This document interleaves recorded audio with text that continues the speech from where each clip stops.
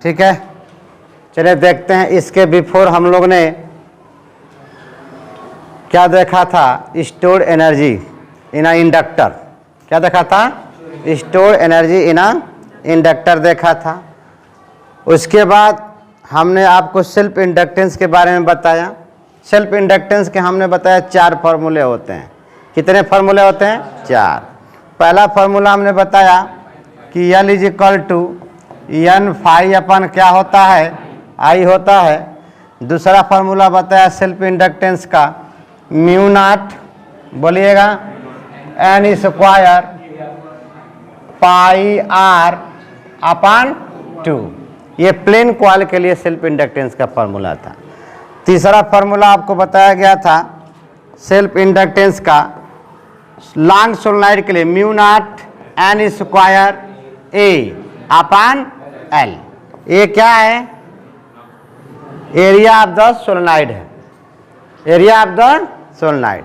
चौथा बताया गया था कि अगर सोलेनॉइड के इनसाइड कोई मैग्नेटिक मटेरियल अगर आप इंसर्ट कर देते हैं तो उसका self inductance mu R times क्या कर जाएगा?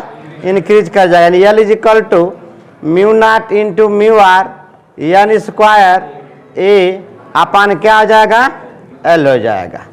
इसी के साथ हम देखते हैं आज म्यूचुअल इंडक्टेंस के बारे में बात करेंगे। किसके बारे में? Mutual inductance. तो सेल्फ इंडक्टेंस का डिफिनीशन हमने बताया था आपको, कुछ याद है? सेल्फ इंडक्टेंस का डिफिनीशन, सेल्फ इंडक्टेंस का डिफिनीशन कौन बताएगा? नीरज जी, सेल्फ इंडक्टेंस का डिफिनीशन बताइए। किस फेनामेना को हम सेल्फ इंडक्टेंस कहेंगे?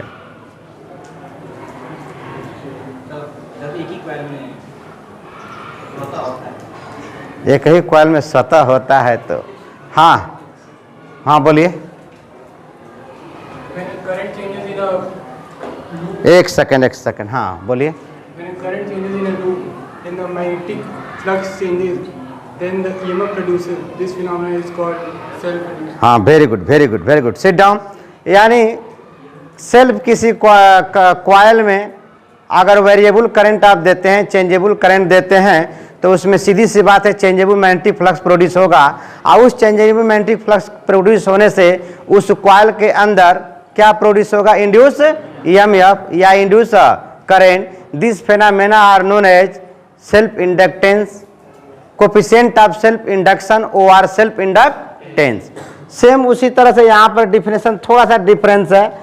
सेल्फ का मतलब होता है स्वतः, और म्यूचुअल का होता है मतलब अननोन, दूसरे से अपने अंदर, यानी दूसरे से अपने अंदर क्या प्रोड्यूस हो जाए? फ्लक्स। दूसरे कॉइल से, पहले कॉइल से दूसरे कॉइल में अगर फ्लक्स प्रोड्यूस हो जाता है तो उसे हम क्या कहते हैं? म्यूचुअल इंडक्टेंस कहते हैं। तो आज के लेक्चर में mutual induction over mutual inductance, उसके बाद coefficient of mutual induction over mutual inductance, induce EMF in the secondary coil due to mutual induction. उसके बाद हम लोग न्यूमेरिकल देखेंगे। ठीक, तो आइए देखते हैं, इस पर हम बात करते हैं म्यूचुअल इंडक्टेंस का डिफिनीशन आप कैसे देंगे। ठीक, ध्यान से समझिएगा। म्यूचुअल इंडक्शन का डिफिनीशन आपको समझना है। ठीक है, हेडिंग क्या रहेगा? म्यूचुअल इंडक्शन और म्यूचुअल इंडक्टेंस। तो ध्यान दीजिए, जैसे कि ये आपका, आपने एक कॉइल लिया, इस कॉइल को किससे कनेक्ट किया हमने? एक बैटरी से, या एक AC सप्लाई दे सकते हैं। क्या दे सकते हैं? AC supply. और यहाँ पर एक आपने क्या लगाया है? की लगाया है। ठीक, आप ध्यान से समझिएगा। इसको हम की को जब प्रेस करेंगे, यानी की को जब हम दबाएंगे, तो इस कॉइल में करंट फ्लो होना स्टार्ट हो जाएगा। बोलिए, करंट फ्लो होगा कि नहीं होगा? आज जब ये करंट फ्लो होगा तो सपोज दैट अगर इधर साउथ बनता है तो इधर क्या बनेगा? नॉर्थ। एक तरफ साउथ बनेगा तो दूसरी तरफ क्या बनेगा? नॉर्थ। तो इनके अंदर inside the solenoid magnetic field का नेचर कैसा होगा? यूनिफॉर्म। कैसा होगा? Outside the solenoid magnetic field lines कुछ ऐसी होंगी कि नहीं होगी? बताइएगा।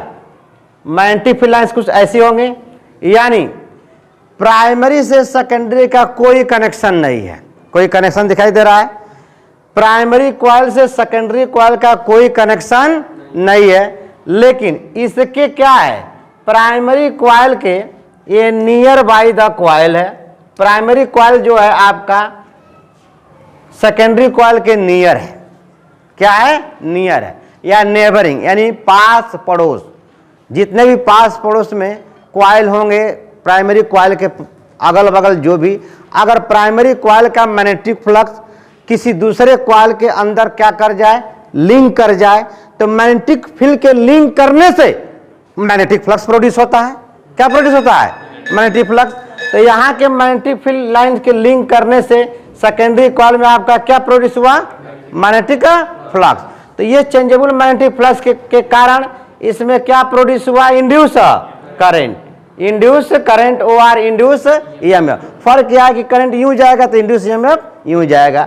इसके लिए क्या लगा दिया गया है? गैल्वेनोमीटर लगा दिया गया है। तो यहाँ पर डिफिनेशन बनाया गया है कि mutual induction is the phenomena. Phenomena मतलब घटना, व्यवस्था, ऐसी व्यवस्था आप inducing EMF in a coil due to change of current with the time in the nearby a coil और नेबरिंग द कॉइल। यानी प्राइमरी कॉइल के कारण मैग्नेटिक फील्ड लाइन जो निकल रही है, वो अगर सेकेंडरी कॉइल में क्या कर जाएं, लिंक कर जाएं, तो सीधी सी बात है, जब भी कोई मैग्नेटिक फील्ड लाइंस किसी कॉइल को लिंक करती हैं तो क्या प्रोड्यूस होता है? Magnetic flux. तो इस फेनामेना को हम क्या कहेंगे? Mutual inductance. बात समझ में? Mutual inductance. अब इसको हम लोग प्रूव करते हैं, तो थोड़ा सा यहाँ पे एक्सप्लेन और किया गया है कैसे, आगे चल के प्रूव किया जाएगा। Consider a coil connected to a battery through a key. This coil is known as primary coil, जिसको किससे रिप्रेजेंट किया? पी से। Next, another coil placed near the primary coil and connected to the galvanometer. Primary coil के नजदीक एक दूसरा coil है, secondary coil, जिसमें क्या लगा हुआ है? गैल्वेनोमीटर। देखिए, another coil placed near the primary coil and connected to the galvanometer is called secondary coil. When key is pressed galvanometer show a deflection. जब की को प्रेस करेंगे तो इनके अंदर मैग्नेटिक फील्ड लाइंस क्या करेंगी? बाहर निकलेंगी। अब वह कभी भी मैग्नेटिक फील्ड लाइंस कैसा पाथ बनाती है? क्लोज पाथ बनाती है। कैसा पाथ बनाती है? क्लोज। कुछ मैग्नेटिक फील्ड लाइंस इधर भी निकलेंगी, लेकिन ये वाली magnetic field lines secondary coil को लिंक नहीं कर सकती हैं। केवल किधर वाली करेंगी? फ्रंट साइड, आपके राइट साइड का ही लिंक करेगी मैग्नेटिक फील्ड लाइन। तो ये मैग्नेटिक फील्ड इधर वाली लाइन क्या कर गई? लिंक कर गई। तो मैग्नेटिक फील्ड लाइन के लिंक करने से इसमें क्या प्रोड्यूस होगा? ईएमएफ। क्योंकि बताएगा the rate of change in magnetic flux is directly proportional to induce EMF according to Faraday second law. तो इसके कारण हमने यहाँ पर देखा कि गैल्वेनोमीटर क्या कर रहा है? डिफ्लेक्ट कर रहा है। तो ये चीज रहा। अब देखिए, if a variable current is flowing in the primary winding, अगर प्राइमरी वाइंडिंग में हम वेरिएबल करंट फ्लो कराते हैं तो then a variable flux will be produce in the primary winding.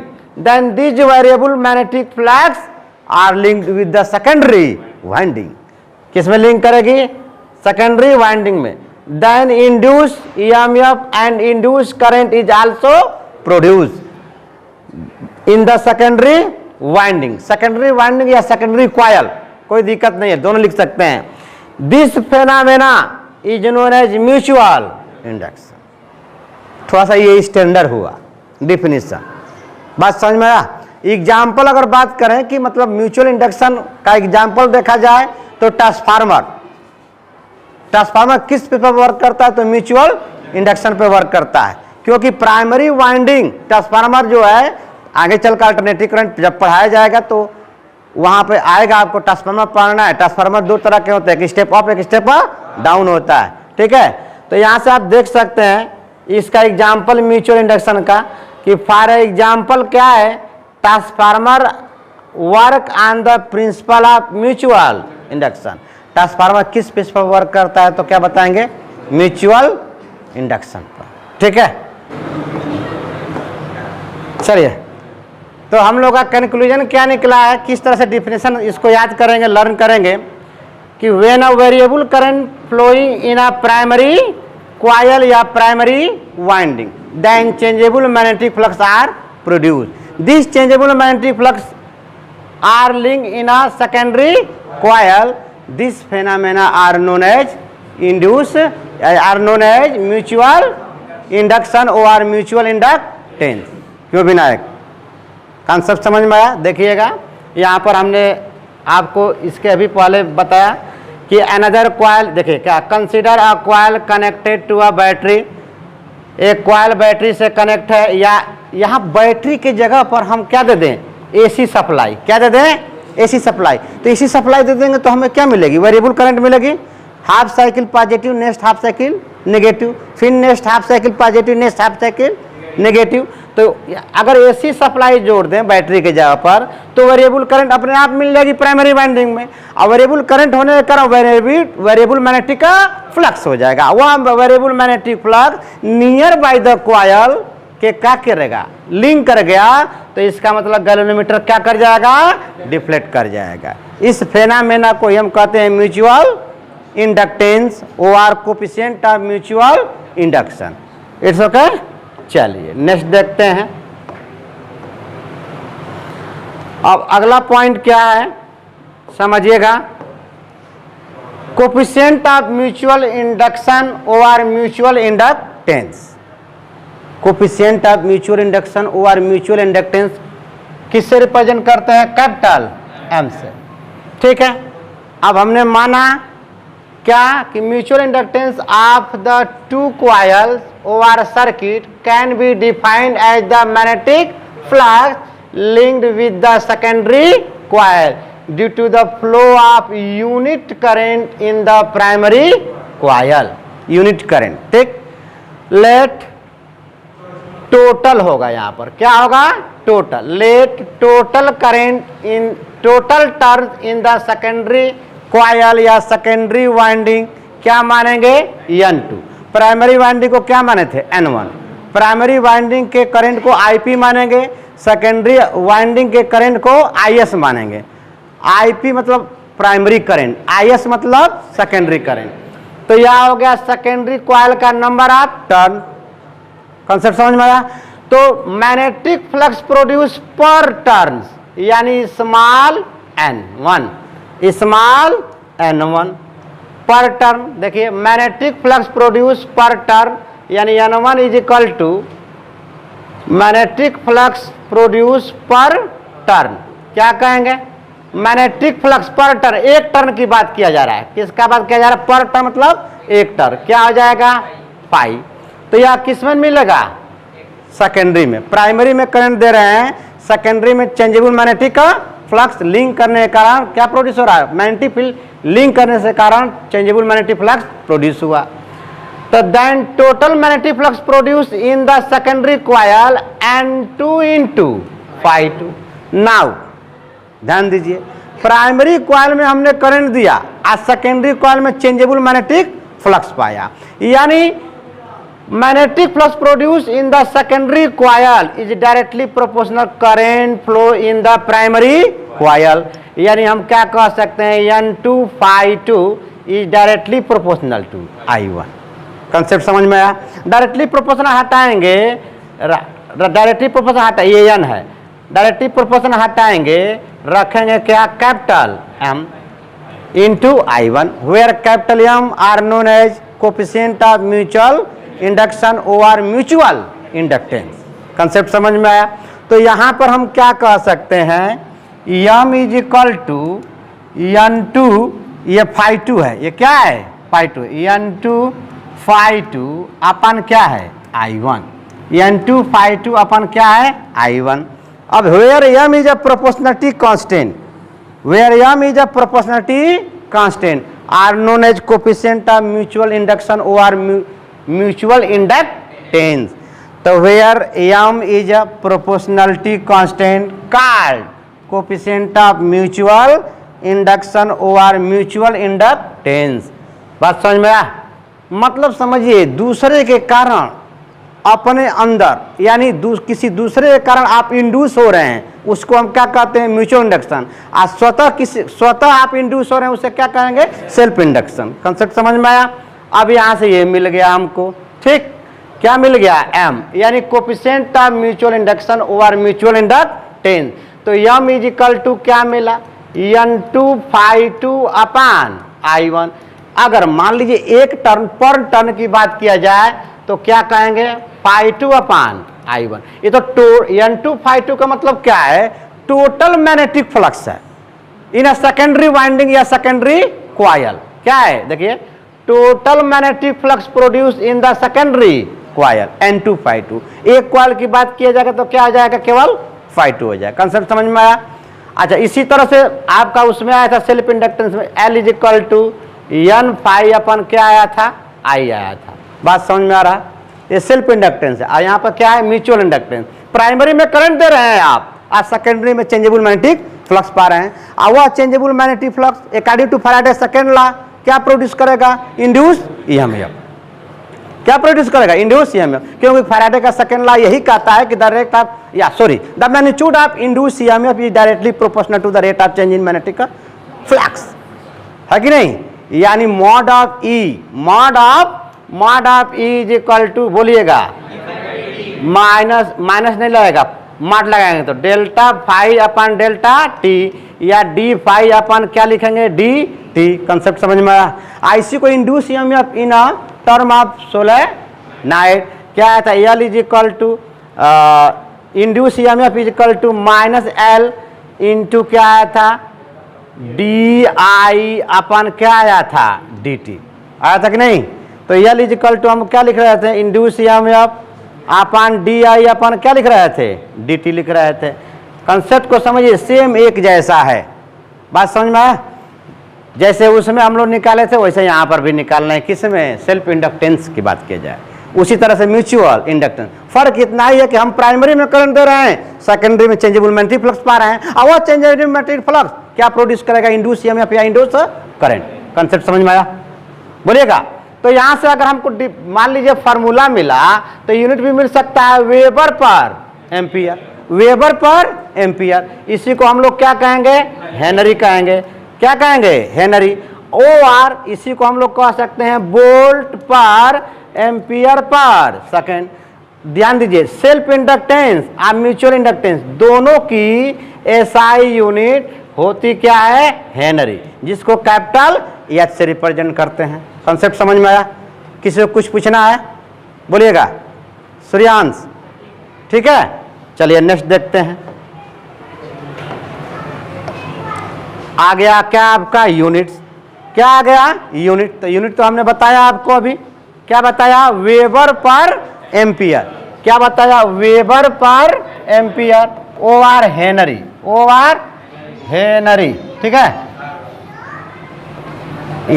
OR Henry क्या होगा? हेनरी होगा। और क्या होगा? वोल्ट पर एम्पियर पर सेकेंड। तो hence unit of L and M, unit of L and M will be क्या होगा? हेनरी।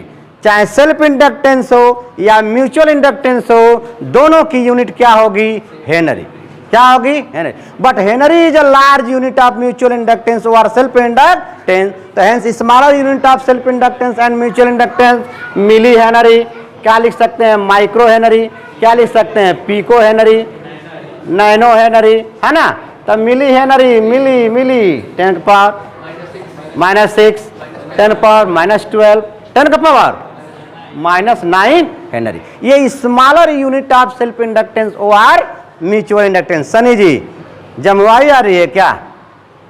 हवा पीना बंद कीजिए, फिजिक्स पीना स्टार्ट कीजिए। चलिए नेक्स्ट देखते हैं। अब देखिए, इंड्यूस ईएमएफ क्या मिला?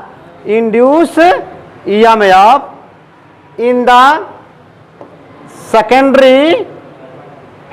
सेकेंडरी कॉइल और वाइंडिंग। सेकेंडरी कॉइल कहिए या सेकेंडरी वाइंडिंग कहिए, ड्यू टू म्यूचुअल इंडक्शन,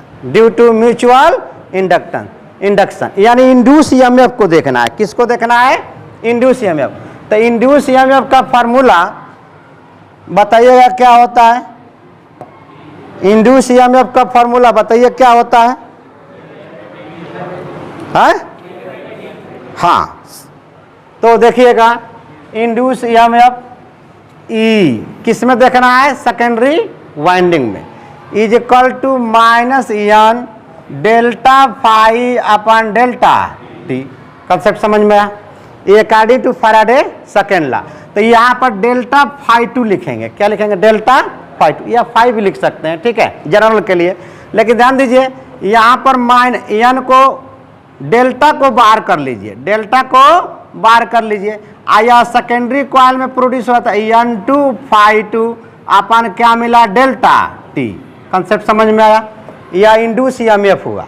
लेकिन हमको देखना है in term of mutual inductance, in term of mutual inductance.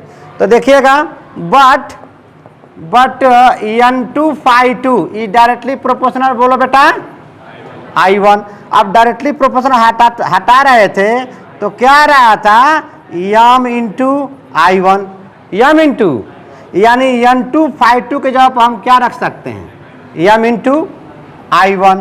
तो देखिएगा इंड्यूस ईएमएफ माइनस, अब देखिए क्या करेंगे? एन टू फाई टू के जगह पर क्या रखेंगे? यम इंटू I1, यहाँ हो गया डेल्टा, ठीक, N two phi two M into, ये क्या है? ई to, M into I1 upon क्या है? Delta T over minus M, अब क्या मिल गया? Delta I1 upon delta T. ये इंड्यूस ईएमएफ हुआ। अगर यहाँ माड लगाते हैं तो क्या मिल जाएगा? Capital M into delta I1 upon delta T. इसी को हम DI1 लिख सकते हैं, क्या लिख सकते हैं? DI1, यानी mod of E2 is equal to capital M into DI1 upon क्या लिख सकते हैं? DT। बात समझ में आया? इसकी यूनिट क्या होती है? वोल्ट होती है। तो एम इज इक्वल टू क्या मिल जाएगा?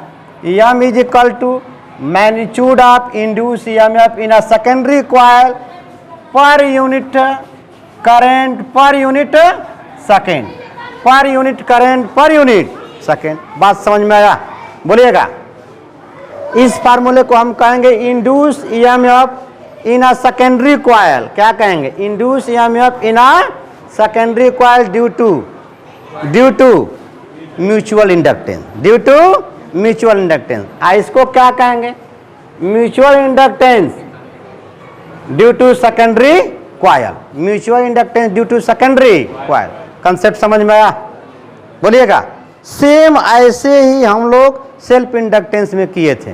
सेल्फ इंडक्टेंस में बिल्कुल इसी तरह से किया गया था, इंड्यूस ईएमएफ निकाला गया था, लेकिन वहाँ पर केवल एक ही कॉइल था। यहाँ पर कितने कॉइल हैं? दो। एक में करंट दे रहे हैं वेरिएबल करंट, तो उस वेरिएबल करंट ने करें वेरिएबल मैग्नेटिक फ्लक्स मिलेगा, और वह variable magnetic flux near by the coil के अंदर अगर लिंक कर गया तो क्या मिलेगा आपका? Mutual inductance. यानी दूसरे के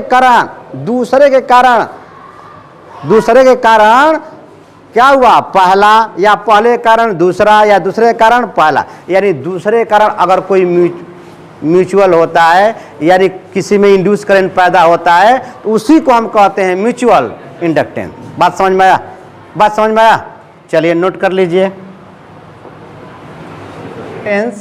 इंड्यूस ईएमएफ क्या था? E2 is equal to minus M into DI1 upon क्या था? DT था कि नहीं था? अगर इस फार्मूले में आप क्या करते हैं कि if DI1 upon DT is equal to -1 ampere per second, या OR decreasing in a current 1 ampere per second, decreasing in current का मतलब माइनस, तो then find out find out induce EMF over mutual inductance. तो यहाँ पर जब value आप put कर देंगे, यहाँ पर induce EMF in a secondary winding over secondary coil, तो क्या हो जाएगा? -m है, और यहाँ पर क्या है? -1 एम्पियर पर सेकेंड। तो माइनस माइनस आपका क्या हो जाएगा? प्लस। यानी इंड्यूस ईएमएफ इजिकल टू क्या आ जाएगा, म्यूचुअल इंडक्टेंस। तो induce EMF is equal to mutual inductance कब होगा, जब decreasing in a current 1 ampere per second होगा। तो यहाँ से 10 डिफिनेशन हम दे सकते हैं क्या, कि म्यूचुअल इंडक्टेंस देख सकते हैं, mutual inductance of two coil can be defined as the induce EMF produce in the secondary coil due to unit area decreases of current in the primary coil. यानी जब प्राइमरी कॉइल में decreases current 1 ampere per second होगा, तो उस situation में secondary coil का induce EMF किसके इक्वल हो जाएगा, म्यूचुअल इंडक्टेंस के। कॉन्सेप्ट समझ में आया। तो हम लोग अब चलते हैं इस पे न्यूमेरिकल देखते हैं। जैसे कि पहला न्यूमेरिकल है, यहाँ पे देखिएगा इंड्यूस ईएमएफ। अभी आपने 2 ही फार्मूला पढ़ा, एक बार मैं रिवाइज करा दे रहा हूँ। 2 आपने फार्मूला देखा है। पहला फार्मूला क्या था, पहला formula m is equal to क्या मिला था, n फाई टू अपान बोलिए I1 था। यानी प्राइमरी में करंट, यानी कह रहा था कि द मैग्नीट्यूड ऑफ या the total number of magnetic flux produce in a secondary winding is directly proportional to current in a primary winding. Concept समझ में आया।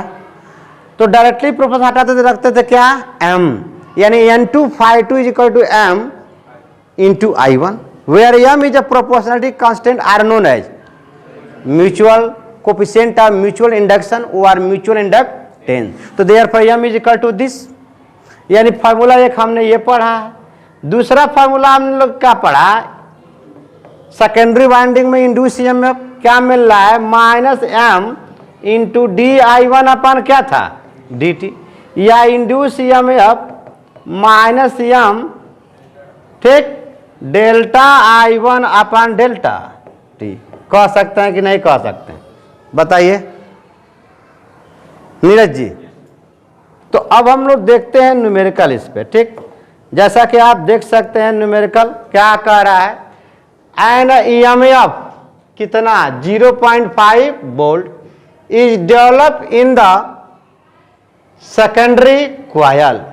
यानी सेकेंडरी कॉइल में कितना इंड्यूस ईएमएफ डेवलप हो रहा है, 0.5 वोल्ट।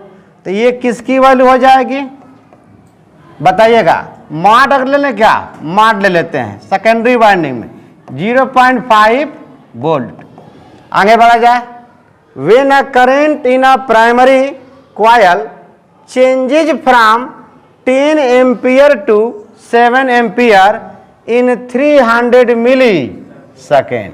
यानी करंट चेंज हो रहा है, ठीक है। यानी delta I is equal to I1 minus क्या लिख सकते हैं, I2, I1 माइनस I2। तो यह कितना है, ये 7 है, ये क्या है 10। तो यहाँ हम लिख सकते हैं 7 माइनस 10 कितना एम्पियर होगा, -3 एम्पियर। कितना होगा, -3 एम्पियर। ये -3 एम्पियर डिक्रीज हो रहा है कितने सेकेंड में, 300 मिली सेकेंड में। यानी 300 इंटू 10 का पावर -3 सेकेंड। पूछ क्या रहा है, calculate the mutual inductance of the two coils. Answer option दिया है 0.1 हेनरी, बी ऑप्शन दिया है 0.05 हेनरी, सी दिया है 0.01 हेनरी, डी ऑप्शन दिया है 1 हेनरी। कंसेप्ट अगर समझ में नहीं आएगा तो पूछिएगा। लेकिन ये तो रहा आपका अकॉर्डिंग टू क्वेश्चन, प्रश्नानुसार वैल्यू दिया है। अब हम फॉर्मूला लगाएंगे। तो यूजिंग अ फॉर्मूला बोलिए E2 is equal to minus क्या है यहाँ पर का म्यूचुअल इंडक्टेंस पूछ रहा है, minus m into delta I अपन क्या लिख सकते हैं, डेल्टा t लिख सकते हैं। तो m इज इक्वल टू बताइए -E2 लिख सकते हैं अपन डेल्टा आई अपन डेल्टा t। डेल्टा t कहाँ चला जाएगा, ऊपर। अब देखिए E2, तो E2 की वैल्यू कितना दिया है 0.5, यहाँ पर माइनस है। और डेल्टा टी 300 इंटू 10⁻³ तो क्या आप 0.3 लिख सकते हैं, तो ये हो गया 0.3। अब यहाँ पर देखिए डेल्टा आई निकाल चुके हैं ऑलरेडी, कितना है -3, तो माइनस से माइनस कैंसिल हो गया, कोई दिक्कत। ये कितना हो गया 0.1 हो गया, तो आंसर आपका आ गया 0.05 हेनरी आ गया, 0.05 हेनरी। तो कौन सा ऑप्शन करेक्ट हो गया, बी। नोट करें जल्दी वीडियो को पॉज करके।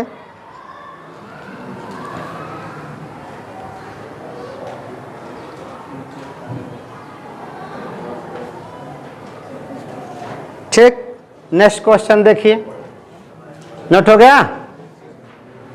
केवल फॉर्मूला रखिए, ऑप्शन देखिए, ट्रिक लगाइए, सॉल्व कीजिएगा। नहीं आता है तो फिर वीडियो को रिवर्स कर दीजिएगा। देखिए नेक्स्ट चलते हैं, चलिए ट्राई कीजिए, बात ना कीजिए, ट्राई कीजिएगा। क्वेश्चन कह रहा है आपका कि if mutual inductance for a 2 coils, कितना दिया है 5 milli henry. According to question हमने सोल्यूशन की बात किया, म्यूचुअल इंडक्टेंस कितना दे दिया है 5 मिली हेनरी। तो आप क्या लिख सकते हैं 5 इंटू 10⁻³ हेनरी। ठीक है, आस्था अगर माइक्रो हेनरी होता तो कितना वैल्यू होता, बताओ। 1 माइक्रो हेनरी इक्वल टू कितना होगा,